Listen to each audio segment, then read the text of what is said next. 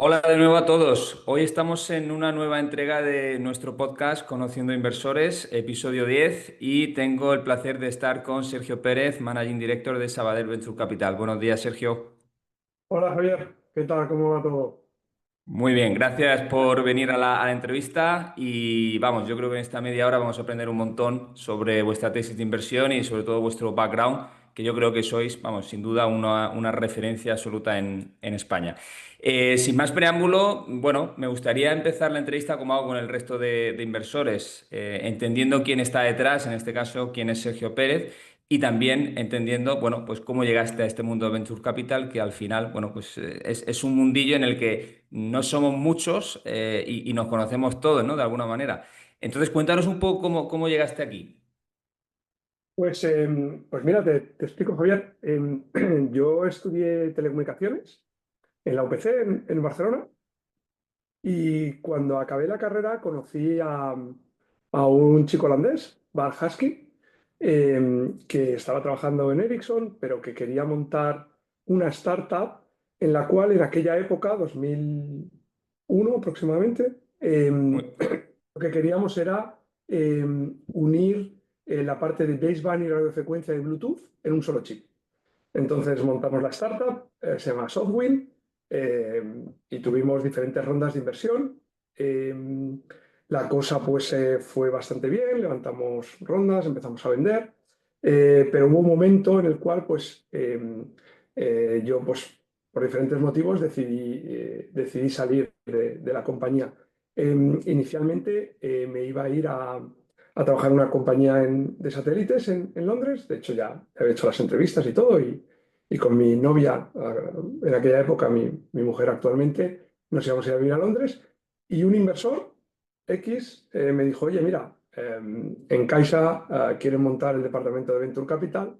¿Por qué no vas? Yo la verdad le dije: "Oye, no tengo mucha idea de esto". Me dice: No, no, ves, porque el mejor máster que has hecho ha sido la startup. Y la verdad es que fui, y el mismo día Óscar Carpio, en aquel momento, que lideraba Caixa Capital Riesgo, pues me dijo: Oye, únete al proyecto. Y así empecé en el Capital Riesgo. La verdad es que fue por casualidad. No lo tenía pensado. Yo tenía un background muy técnico y quería seguir en ese background. Eh, y por casualidad acabé ahí, vamos.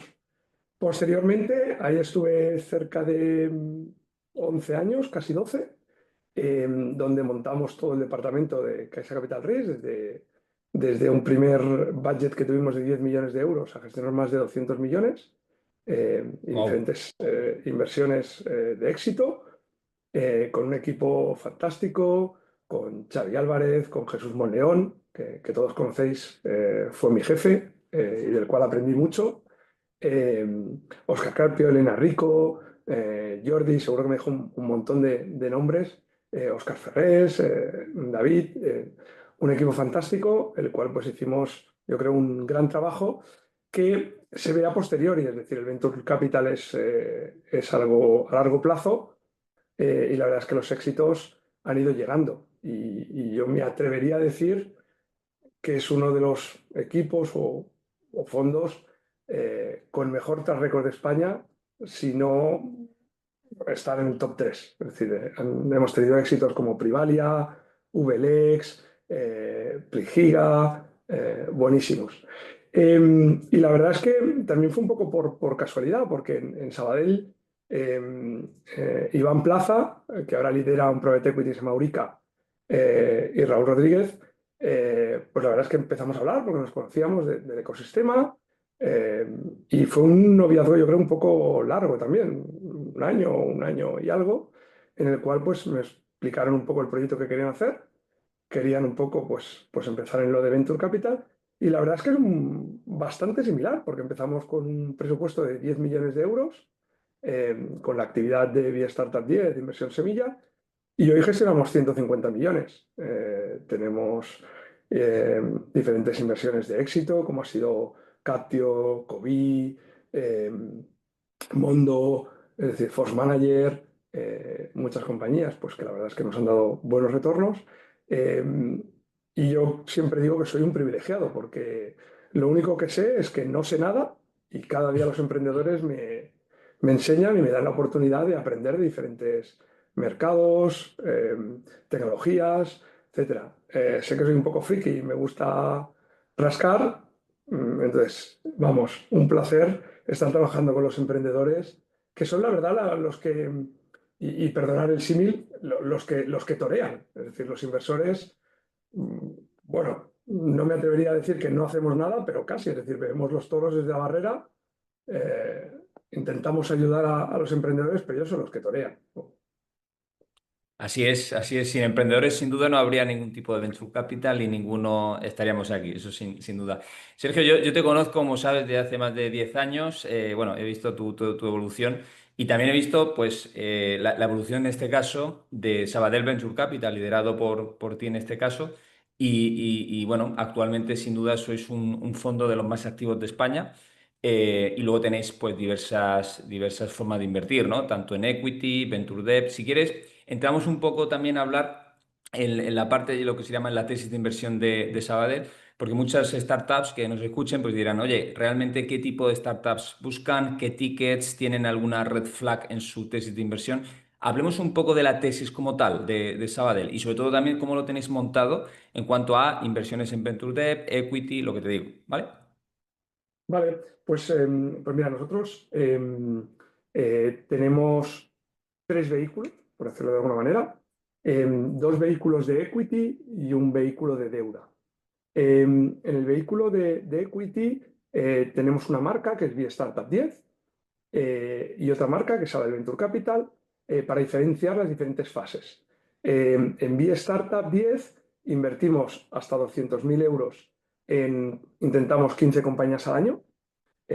Yo siempre digo que es una gran suerte el poder tener a Banco Sabadell detrás y permitirnos el hacer estas inversiones, pues son inversiones de riesgo, de mucho riesgo. Invertimos en fase seed, pre-seed, en compañías pues, que tienen la prueba de concepto, quizá las primeras ventas, y normalmente entramos en la primera ronda, con tickets, pues, como te he dicho, de hasta 200.000 euros, rondas de 500, 800. Nos gusta coinvertir con otros players, como puede ser JME, For Founders, Encomenda, Inmerready, etcétera, en fases iniciales.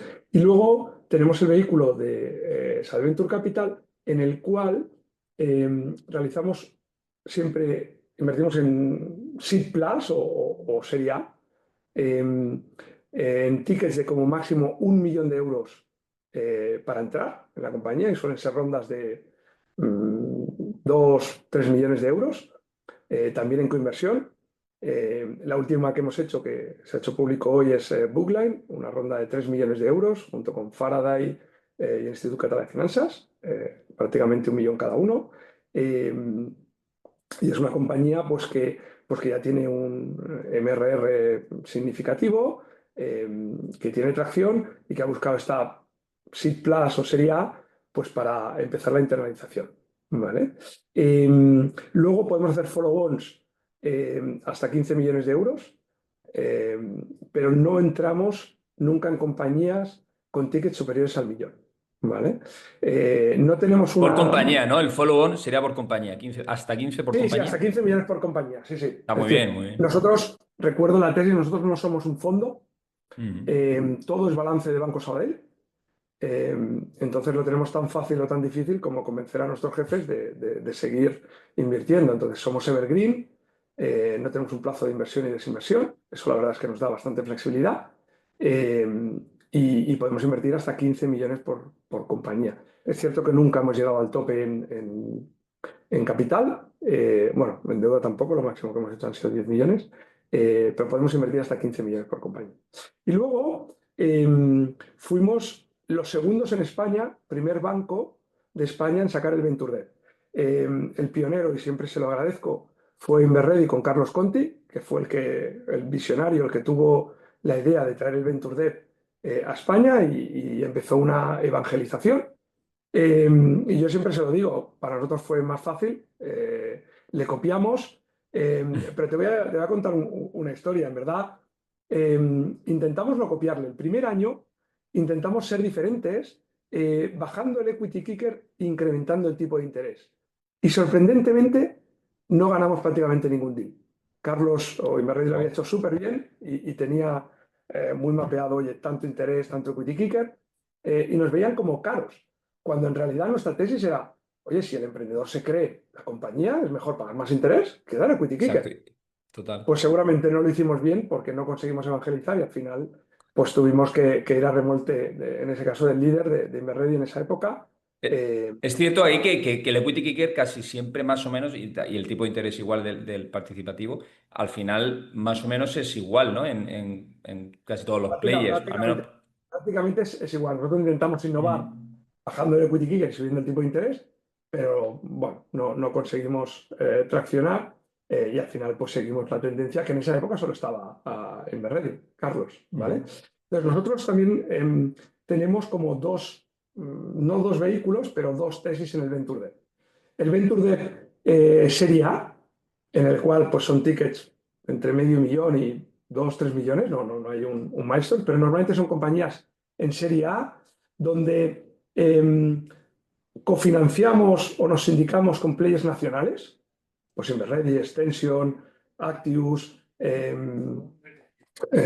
Caixa, en los cuales pues son fases iniciales donde el equity kicker es pues más agresivo porque hay más riesgo, ¿vale? Suelen ser préstamos a 3 años con 6, 12 meses de carencia y un tipo de interés pues de 2 dígitos más o menos y un equity kicker de alrededor del 25, 20, 18, depende, Ujú. ¿vale? Ujú. Pero luego tenemos el Venture Debt Growth, que es más para serie B o serie A+, en el cual pues, son compañías pues, más avanzadas, en las cuales pues, las condiciones son un poco diferentes. Puede haber equity kicker, pero más bajo, o son warrants. ¿Por qué? Porque aquí competimos o colaboramos ya con los paneuropeos, con Claret, Atempo, Boost, en los cuales pues, también nos indicamos o competimos. Pues operaciones que hemos hecho han sido Smile to Impress, fue una operación de 30 millones Ujú. de Venture Debt, en la cual pues, fue Norgine 10, Claret 10 y nosotros 10. En Exótica pues también hicimos 20 millones, 10 Claret, 10 nosotros. En Barquibú hicimos 6 millones. Entonces hemos hecho diferentes operaciones. Entonces yo siempre digo que lo bueno que tenemos al tener a Banco Sabadell como nuestro anchor, digamos, o ser parte de Banco Sabadell, es que al final tenemos un abanico de productos muy amplio. Y de hecho también tenemos otro producto que quizás no es tan conocido, que se llama Rocket Loan, el cual va para compañías de Vita entre medio y 5, más o menos, las cuales pues quizá ya están fuertemente apalancadas, 3, 4 veces Evita, pero todavía no quieren un private equity, es decir, todavía tienen proyectos de crecimiento y lo quieren hacer con deuda. ¿Por qué? Pues porque pueden conseguir una mejor valoración. Y ahí, pues es diferente, ¿eh? Son plazos más largos, 5 o 6 años, son trajes a medida, puede ser senior, puede ser subordinado, pueden ser 3 de carencia, 4 de amortización, depende, Poco ¿vale? os Ahí falta por hacer, competimos. diría yo. Al final, poco os falta por hacer. Sí, sí, la verdad es que ser parte de Banco Sabadell tiene sus ventajas, ¿no? Es decir, que vamos a tener una gama de productos muy amplia. Y luego también estaría dentro de Startup la parte de financiación bancaria, ¿no? Que ahí no entres con equity ni Efectivamente, demás. ahí fuimos los pioneros también creando Vía Startup. Vía Startup al final yo siempre digo que es el traductor entre las startups y el banco. Es decir, nuestros compañeros de banca comercial tradicional pues se basan en el pasado, ven un balance, un PIG, pero ven lo que ha pasado.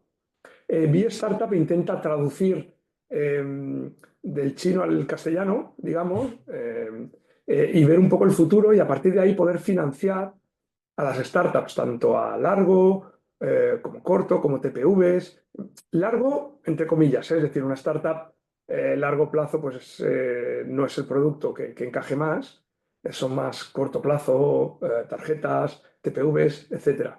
Y ahí la verdad es que nos sirve mucho para tener deal flow, para conocer las compañías y para dar una solución 360 porque le Exacto. permitimos tener la parte de corto plazo, TPVs, tarjetas, largo plazo con el Venture Debt o combinado. Entonces, yo creo que podemos dar una solución global.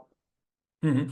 Hablemos también de modelos de negocio o sectores, porque hemos hablado de fases, que las he explicado, vamos, Ujú. totalmente claro, pero ¿en qué sectores os sentís más cómodos? ¿Excluís algunos? Cuéntanos un poco sobre eso, Sergio. Mira, nosotros somos agnósticos al sector, es decir, invertimos en emprendedores y en productos y mercados. Invertimos tanto en B2B como B2C, empresas de tecnología. ¿Qué Ujú. es lo que no sabemos hacer?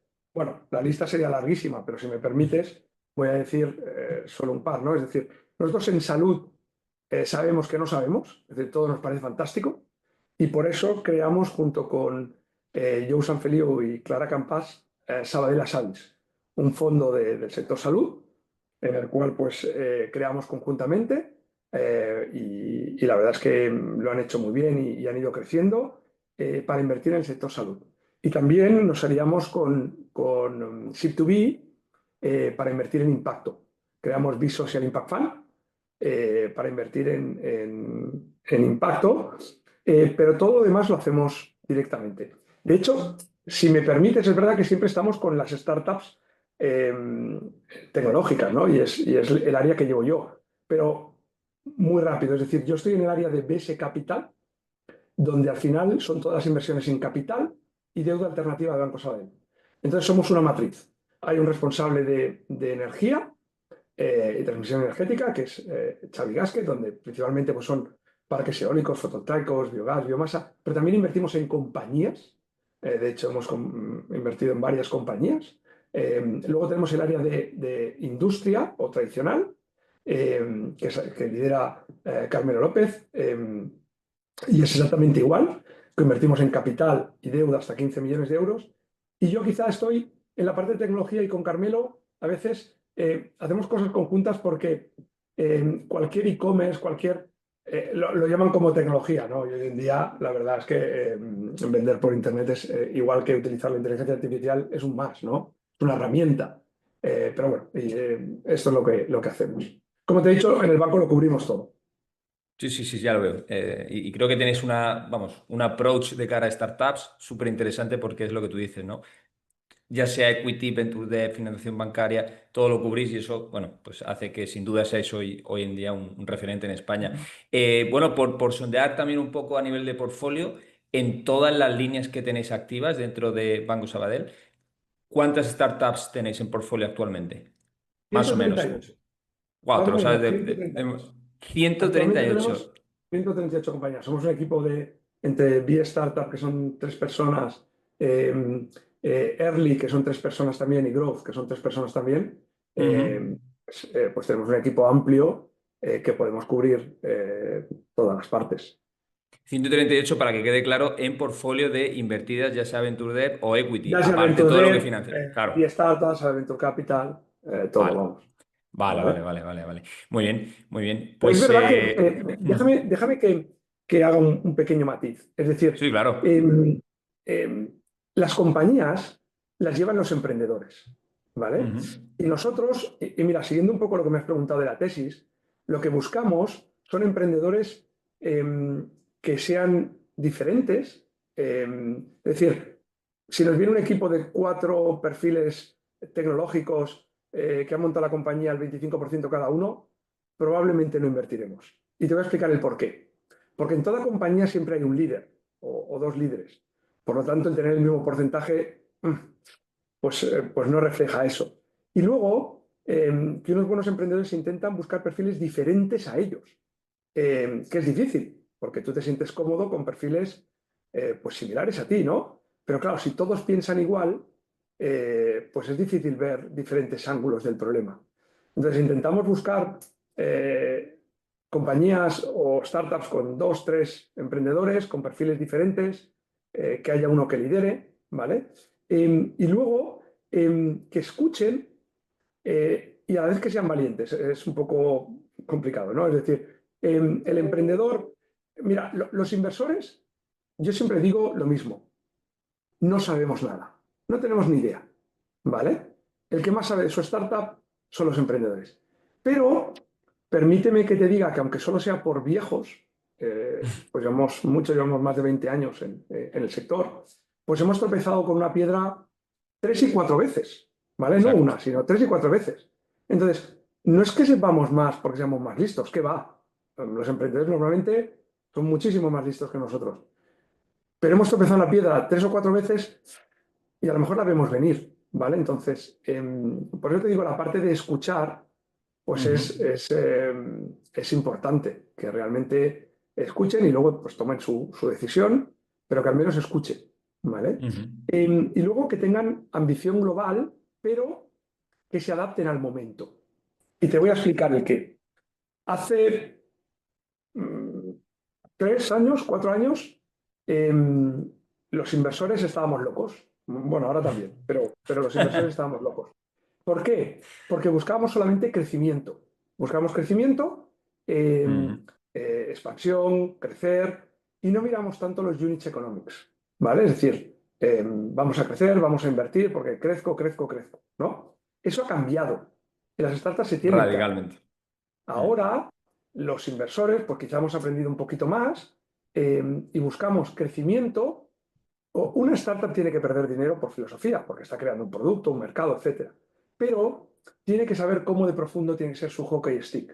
Perdón, el Exacto. hockey stick es la caída, ¿no? La inversión que haces Ujú, hasta que entras en rentabilidad, ¿no? ¿Por qué? Porque ahora los inversores, sobre todo Serie A, Serie B, buscan que sepas ir a rentabilidad. A lo mejor no te exigen que estés en rentabilidad, pero que sepas ir. Es decir, exacto. no que quemes. Entonces, Ujú, eso es importante tenerlo en cuenta.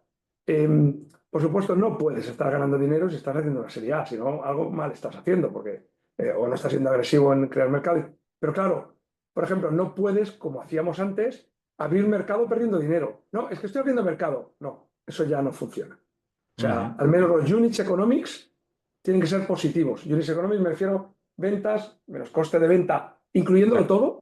No me Ujú. vale coste de venta solo el servidor. No, no, no meto los vendedores, no meto el marketing. Sí, Hombre, sí. no. El coste real, ¿vale? Y luego pues puedes tener unos gastos de tecnología, de headquarters, etcétera, altos que te dé negativo, pero que al menos demuestres que los units economics son positivos, Ujú. ¿vale? ¿Cómo vas haciendo?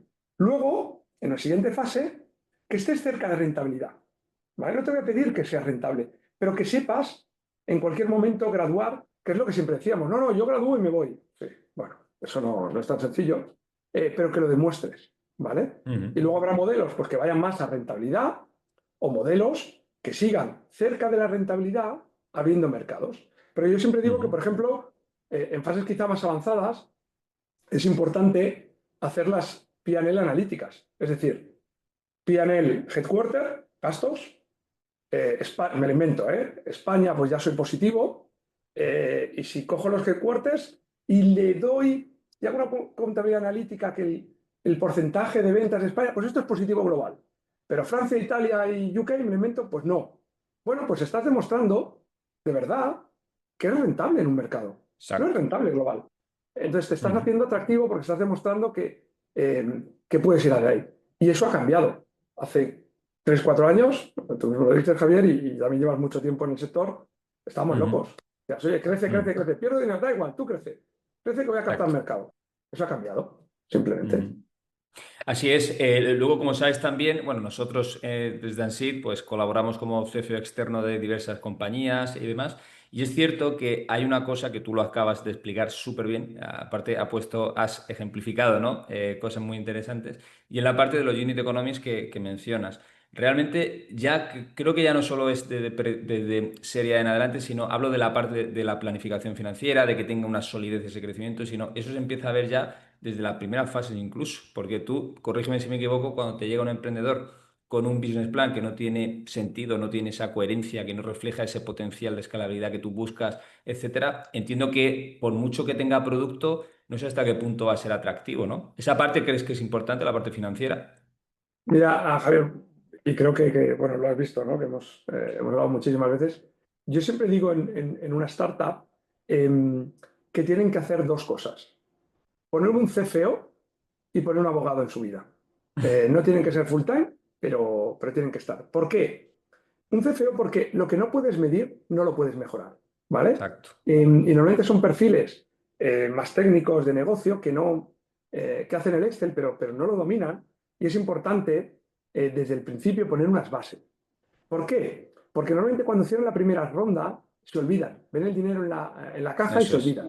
Y un Ujú. CFO externo en una primera fase, digo externo porque lo recomiendo, es decir, gente como vosotros que tenéis experiencia y no lo puede pagar una startup al principio, ¿vale? Pero Ujú. lo necesita para maximizar la captación de fondos. Cuando has cerrado una ronda de 1.600.000 euros y lo tienes en el banco, lo que tienes que hacer es automáticamente pedir un ENISA, si estás en Cataluña un ICF, si estás en Valencia un IUF, si estás en Galicia, SES Galicia, etcétera. ¿Por qué? Porque pide dinero cuando tengas dinero. Y normalmente Exacto. los emprendedores cuando ven la caja se olvidan. Oye, voy a contratar, voy a... No, tienes que hacerlo desde el principio. Y también porque un abogado, porque si tú no tienes las bases puestas desde el principio de un buen pacto de socios, un buen eso plan, es decir, plan de acciones o Ujú. phantoms, ¿vale? Fondo. Para Ujú. empleados, luego puedes sufrir en eso, ¿vale? Es decir, puedes sufrir en cómo hacerlo. El típico ejemplo, ojalá muchas startups funcionaran súper bien, ¿vale? Pero los emprendedores normalmente crean la startup y se ponen ellos. Pues Javier Sánchez o Sergio Pérez, venga. Pero si la cosa va bien, tienes que mirar tu fiscalidad y tienes que ver si te interesa hacerlo de una manera o de otra. Porque, Ujú. por suerte, si va muy bien, no lo puedes hacer en el último minuto, Sí. ¿vale? Entonces lo tienes que trabajar bien y hacerlo desde el principio. Entonces, un abogado te puede ayudar en todo eso. Y luego hay otra cosa muy importante que es el timing, creo yo, ¿no? Es decir, lo que no se puede pretender es incorporar, pues, bueno, un abogado sí podría entrar, podría definir las bases y sí podría entrar cuando ya, pues, la operación está cerca de cerrarse, eso sí, pero la parte financiera, por lo menos lo que nosotros vivimos, lo que no suele ser recomendable es esperar hasta el último momento. Me refiero, cuando te quedan 2 meses de caja y en ese momento esperas que entre un CFO y te salve la vida, porque eso realmente no va a pasar. De media, pues todos sabemos que en torno de 3 a 7 meses puede ser lo que tarde una operación en cerrarse. Y a colación de esto también, Sergio, me gustaría preguntarte vosotros más o menos cuánto tardáis desde que os llega un proyecto hasta que decidís si sí o si no bueno, en decidir, para la redundancia.